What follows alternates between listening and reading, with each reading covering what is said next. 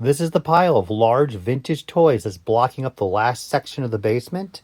This is the final pile to clean up of vintage toys before the basement is finally clean and organized. G1 American and Japanese Transformers all in the tubs there. We're going to go through all of this upcoming. I just wanted to showcase it. And that's because once I can finish up all this stuff on these shelves, I can take all the toys that are there and place them on the shelves, and things get cleaner and more exciting and displayable. And it's called control and organization, which I have failed miserably at. That being said, let's begin. So right off the bat, I found this on top of the box of Transformers, which is just, not a best way to keep this thing protected. 1981, look at that. So this is original Takara penny racers. Remember those things? My God. It's such a simple idea and it works perfectly. By Takara, the creators of the penny racers, also the creators of Transformers. Ingenious. Penny racers kind of came and went for the US in general, North America, probably Europe as well. I myself got the Tonka Turbo Tricksters as a kid. They were much more colorful and fun. But in Japan, penny racers are still being produced, heavily collected, hordes and hordes of variety of vehicles. You just name it, they make it. It is just absolutely fascinating how much product is being produced for penny racers still in Japan and how well received it is versus while in the rest of the world people are like, what are you talking about? I think that's crazy. But this is one of the originals, 1981. That being said, it's a lovely piece. I don't collect much toy car stuff. The Hot Wheels bug never bit me, thank God. In general, cars are neat and fun. I don't get as excited, to be honest with, compared to like action figures and creatures and monsters. But this is a neat piece. I'm probably going to expect it to reach around 35, 40 most likely, because as I said, in this market in North America, not many people are excited. I wonder what this would be worth in Japan, though. That's a curious statement. Maybe I should bring it to Mandarake and try to bring it to one of their sell stations, Nikkei Des in Nakano. We have Robo Strux. Check that out. Oh my God, it's so cool. Robo Strux, Robotch. I love the simplicity of the box design. And I was mentioning this earlier. They have a concept for the brand colors and they kept with it. The maroon, the beige, the yellow, the white. I get it. It works. The figure pops. I see what I'm getting. I still would like a little bit of a natural habitat, like a futuristic city in the background or something. You're still in the early 80s to an extent, and they just weren't putting that huge, complete emphasis on that much money being poured into a toy line, especially one that they weren't sure that's going to be that successful. I don't know the budget behind it and so forth, but they are an amazing toy line. I love Zoids. Zoids began in the early 80s. They were a different color.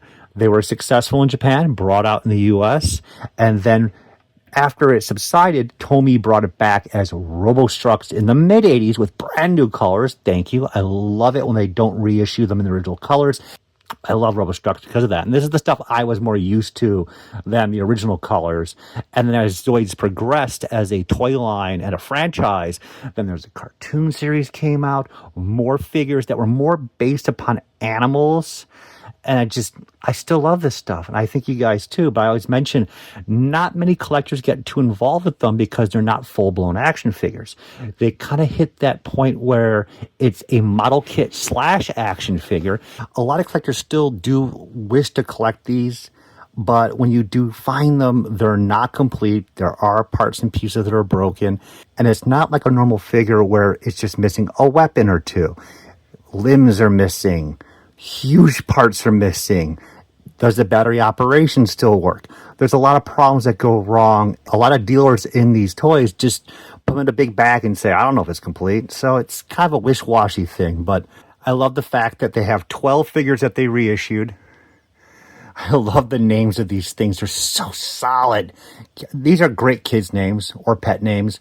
TRex, Radox, Gordox, Brutox, Creep, Brox. Runner!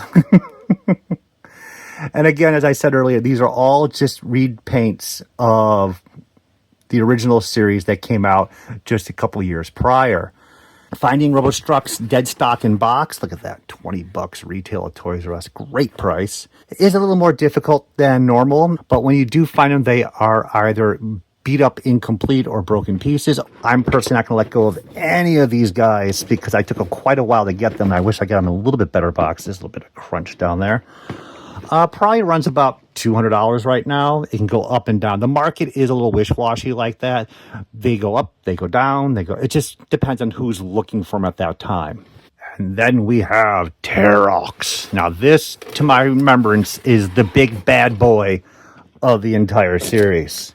Check him out. So this guy is the big bad boy of the entire series. Everyone loves the T-Rex, especially the classic T-Rex with the tail that would loop down. They finally realized after a while that the dinosaurs just didn't walk like that. I love that, how everything just changed monumentally for dinosaurs in the mid-'80s. Wonderful piece. The concept of bringing all these dinosaurs as robots. Love it. This piece moves. It lit up. The mouth opens and closes. The arms. As a kid, this was exciting. This came from Child World, too. Dead stock in the original box. Well, not dead stock. It's just unused. Dead stock refers to being like case fresh. But as you can see, you have to assemble everything. And then we get back down to our classic 12. And I still have to go through so many. I think I have 2 tubs left of Zoids. So anything I found Zoid parts from any collection or whatever, I just tossed them into a bin. So I should have a loose complete one of all these guys, but we have to go through that tub first, make sure everything's complete. As I mentioned earlier, that's always been the problem with these guys. They're just always in parts and pieces. And find the extras a new home and make sure my collection is complete. Lovely stuff. I'm happy I picked this stuff up in the past. I probably paid like $50 each for these things at the shows because back then, the shows in the mid-2000s, everything was Star Wars. It was a bit of Transformers. It was G.I. Joe. But it came in toy lines like this. They'd come out of the original owner's garage or basement, and they'd be flipped for nothing because there was really no one collecting that stuff. But still a decent market in Japan. And I'm hoping for a new animation series to bring some more life into the original Zoid series. And here we are with Captain Power, the Interlocker.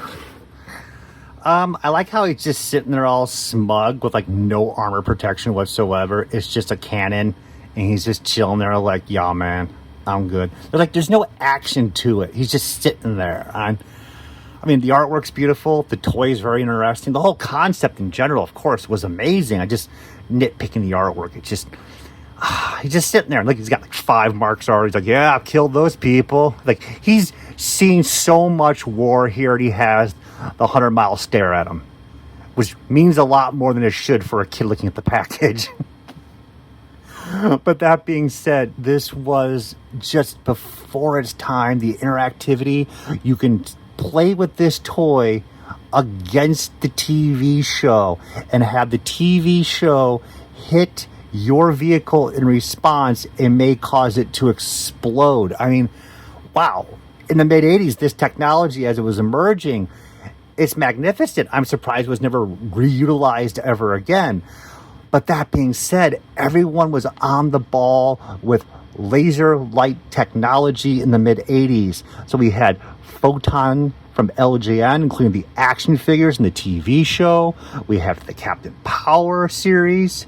We have WOW laser tag. The problem was, of course, how early are you on the ball? Because you want to be the first person to bring these toys to market and make the money. But the problem was, if you're first at this new technology, the cost of these toys was tremendous. The Photon toys were expensive. The WOW laser tag toys were expensive. The Captain Power toys were expensive. And that was kind of the downfall. So the toy figure sold pretty well.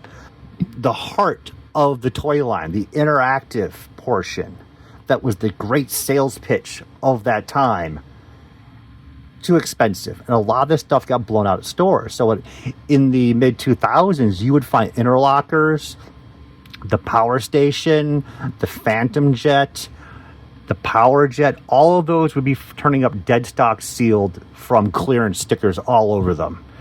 And it's just how things are. If they waited a couple years, the prices could have been brought down. But by then, your competition may have succeeded in bringing out a better product than you are. So it's how the world works. It's really fascinating.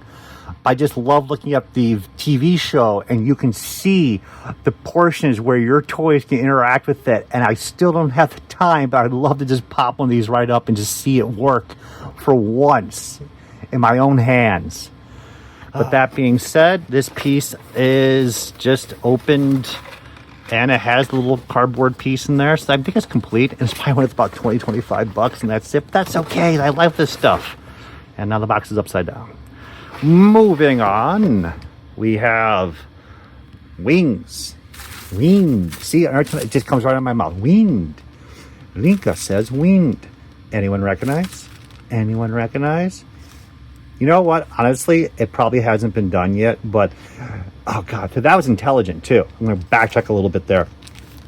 When Lord of the Rings came out, a company that only made culinary tools looked at the license and said, we can do that.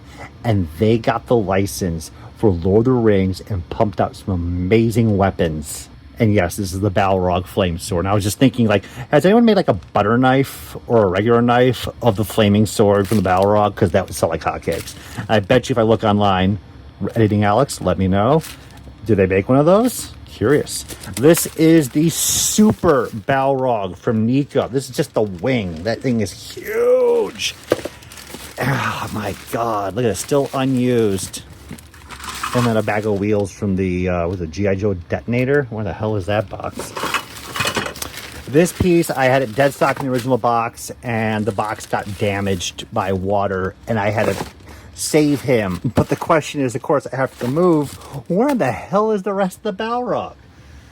Oh my god, who knows? Who knows?